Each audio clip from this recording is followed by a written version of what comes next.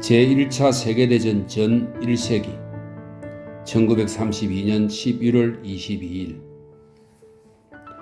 나폴레옹이 실각한 지 꼭 100년 후인 1914년에 세계전쟁이 시작되었다.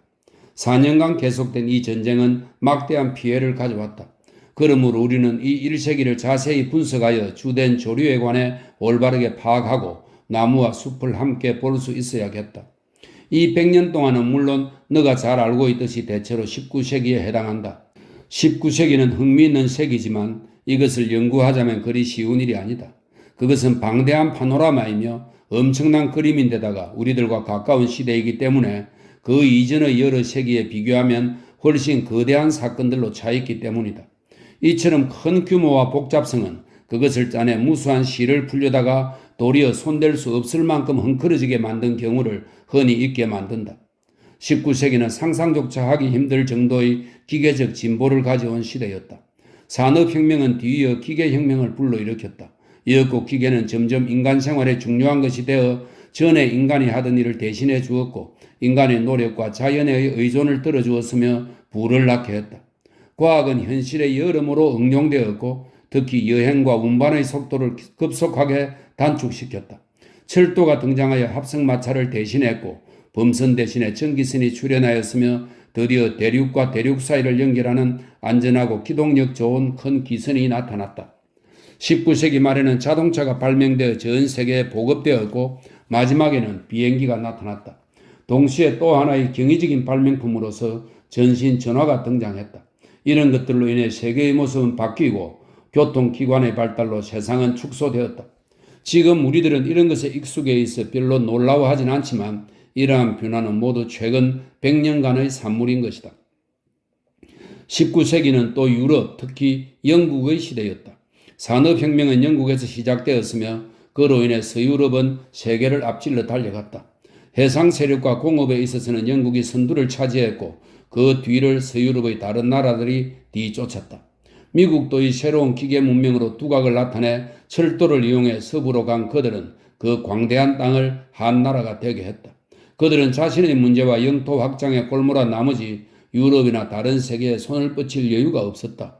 그러나 유럽 측의 간섭에 대해서는 단호히 등을 돌렸고 이미 그것을 저지할 만한 힘도 가지고 있었다. 나폴레옹 몰락 당시 남아메리카가 스페인에서 독립하려고 항쟁할 때 유럽 국왕들이 스페인을 도와 진압하려 하자 당시 미국의 대통령 멀로는 남북미 어느 지역이라도 간섭하는 유럽 열강에게는 전쟁도 불사하겠다고 선언했다. 이 멀로 주인은 남아메리카의 공화국을 유럽의 탐욕에서 구출했다. 이들 공화국은 스페인과 포르투갈인에게 지배당했던 관계로 라틴 제국이라 한다. 이 양국은 이탈리아, 프랑스와 함께 라틴 민족이라 불리기 때문이다. 그리고 북유럽 제국은 튜턴의 앵글로색슨족에 해당한다. 미국 국민은 원래 앵글로색슨의 원류에서 나왔지만 그 후 여러 종족의 다양한 망명자들로 인해 복잡한 종족으로 혼합되었다. 어쨌든 유럽의 손에서 벗어나게 해준 미국의 그늘에 남아메리카는 다시 묶이게 되었고 미국의 지배하에 놓여 있다. 그 밖의 다른 세계는 산업상으로나 기계력에도 뒤떨어져 서유럽의 신기계 문명과는 경쟁할 수가 없었다.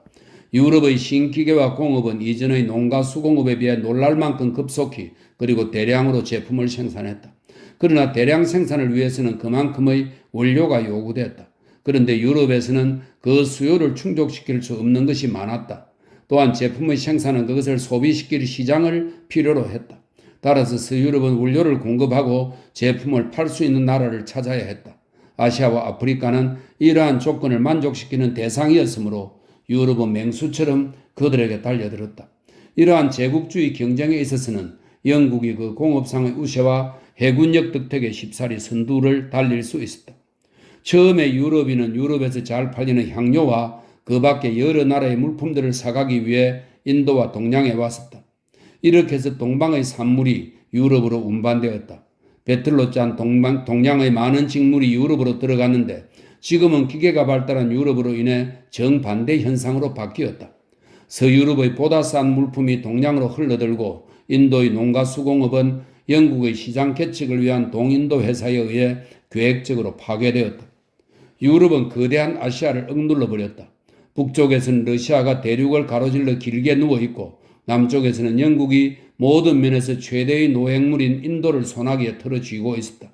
서쪽에서는 터키 제국이 붕괴되고 있었는데 당시 터키는 유럽의 환자라는 별명을 얻기까지 했다.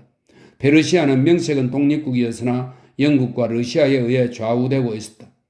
동남아시아, 버마, 인도지나 말레이시아, 자바, 수마트라, 보르네오, 필리핀 등은 조그만 섬을 빼놓고는 모조리 유럽에 병합당했다. 극동에서는 유럽 여러 강국이 중국에 덤벼들어 잇따라 자기 나라의 주민이 거주할 수 있는 조계지를 설치하였는데 그것은 열강의 행정권과 경찰권이 행사되는 곳이었다. 다만 일본만이 어깨를 펴고 대등한 지위에 서서 유럽에 대항했다. 당시 일본은 쇄국 상태에서 벗어난 놀랄만한 속도로 새로운 환경에 적응하는 태세를 정비한 것이다. 아프리카는 이집트를 제외하고는 크게 뒤떨어져 있었다. 아프리카는 유럽에 대해 아무런 저항도 할 수 없었으며 그 약점을 노린 유럽 열강은 미친 듯이 제국주의 경쟁을 해서 이 거대한 대륙을 나누어 먹어치웠다. 1869년 수에즈 운하가 개통되자 유럽이 인도에 이르는 길이 훨씬 가까워졌다. 그것은 또 영국의 입장에서 볼 때 이집트를 한층 중요시하게 된 것이다. 왜냐하면 운하를 위협할 수 있는 위치에 섬으로써 인도의 항로를 견제했기 때문이다. 기계혁명을 수반한 자본주의는 이렇게 전 세계를 뒤덮고 유럽은 가는 곳마다 지배의 손을 뻗쳤으며 자본주의는 제국주의로의 길을 터놓았다. 그러므로 19세기는 제국주의 세기라 해도 과언이 아니다. 그러나 이 신제국주의 시대는 로마나 중국, 인도, 아랍인, 몽고인 등의 구제국주의와 비교하면 상당히 그 양상이 달라져 있는데 그것은 원료와 시장에 심은 신형 제국주의다. 또한 신제국주의는 신공업 문화의 아들이었다. 무역은 군대의 깃발을 따라 전진한다고 했다. 그리고 군대의 깃발은 성경을 따라다녔다. 종교도 과학도 조국에도 모두가 하나의 목적을 위해서 대기계의 영주나 공업 문화의 제후가 한층 부유해지도록 지구상에 자기네보다 힘이 약하고 산업이 뒤떨어진 국민을 착취하는 일에 골몰했다. 진리와 사랑이라는 명분 아래 움직이는 그리스도교 전도사는 흔히 제국주의의 앞잡이가 되어 제국주의자들은 전도사의 신상에 닥친 위험을 핑계 삼아 영토의 분할과 조계 설정의 구실로 삼았다. 산업과 문명의 자본주의적 편성은 필연적으로 이 같은 제국주의로의 길을 열었다. 자본주의는 또 민족주의의 감정을 고조시켜 한편으로는 이 시대를 내셔널리즘의 시대라 불러도 무방할 지경이었다. 이런 종류의 민족주의는 단순히 조국에 대한 애국심일 뿐만 아니라 타국에 대한 정오이기도 했다. 이러한 편협된 감정은 필연적으로 각 국가 간의 마찰과 붕괴를 일으키게 하였고 유럽 국가 사이의 산업상의 경쟁과 제국주의적 대립은 사태를 한층 악화시켰다. 1815년과 15년의 비인 회의에서 제정된 유럽의 지도는 또 하나의 분쟁 요인을 안고 있었다. 폴란드는 이미 국가로서의 존재를 상실했다. 오스트리아와 헝가리는 서로 이를 악물고 정오하는 사람들이 모여서 된 제국이었다. 동남 유럽의 터키인은 발칸의 다수의 비터키인을 포용하고 있었다. 이탈리아는 여러 나라로 나누어져서 일부분은 오스트리아에 속해 있었다. 전쟁과 혁명에 의해 유럽 지도를 변경하려는 기도가 여러 번 거듭되었다. 19세기 후반으로 들어서면서 이탈리아는 북부에는 오스트리아인과 중부에서의 교황의 지배를 추방하여 통일국가가 되었다. 뒤따라 독일도 프로이센의 지도하에 통일을 이룩했고 프랑스는 독일에게 격파되어 굴욕을 당하고 국경에 있는 두 개의 주 알사스와 로렌을 떼주게 되었다. 그때부터 프랑스는 복수의 칼을 갈았고 50년이 채 안 돼서 피비린내 나는 무서운 복수를 했다. 식민지 개척에 프랑스는 어느 정도 성공하였으나 너무 늦게 등장한 독일에겐 별로 손에 넣을 만한 곳이 남아있지 않았다. 때문에 강대국들은 서로 영토를 빼앗으려는 정치적 긴장감에 쌓여 있었다. 독일, 프랑스, 미국은 부지런히 영국을 따라옴으로써 산업상의 격차를 좁혔고 19세기 말에는 거의 정점에 다다랐다.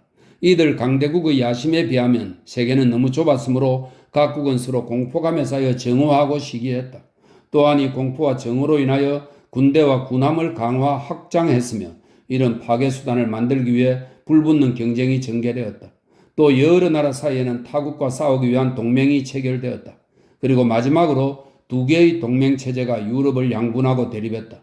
하나는 영국의 비공식 가담하에 프랑스가 이끄는 것, 또 하나는 독일을 우두머리로 하는 것이었다.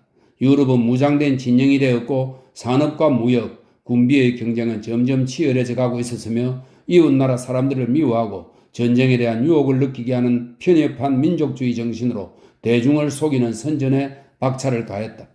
유럽은 이처럼 맹목적인 민족주의가 지배하게 되었다. 교통기관의 발달로 여러 나라 사람들이 한층 가까워진 것을 생각하면 이것은 묘한 현상이 아니겠느냐. 어느 정도까지는 사람들이 이웃에 대하여 자세히 알게 되어 편견과 편협한 태도가 버려지고 보다 광범위한 사고방식을 갖게도 되었다. 그러나 새로운 자본주의 하에서 사회의 전체 구조는 민족과 민족 사이, 계급과 계급 사이, 그리고 인간과 인간 사이의 분쟁을 키우는 성격을 지니는 것이었다. 20세기 초 아시아의 정신에 큰 영향을 미친 사건이 일어났다. 그것은 일본에 대한 러시아의 패배였다. 조그만 일본이 유럽 최강국의 하나인 러시아를 이겼다는 사실은 많은 사람을 놀라게 했다.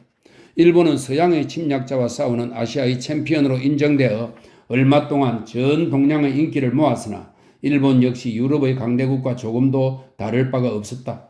아시아의 민족운동은 서쪽 아랍 제국 민족에서부터 동쪽 끝 몽고족에 이르기까지 점차적으로 열기를 띠어 서양의 침략주의자에 대항하여 싸우게 되었고 동양의 민족주의는 점점 고조되어 갔다.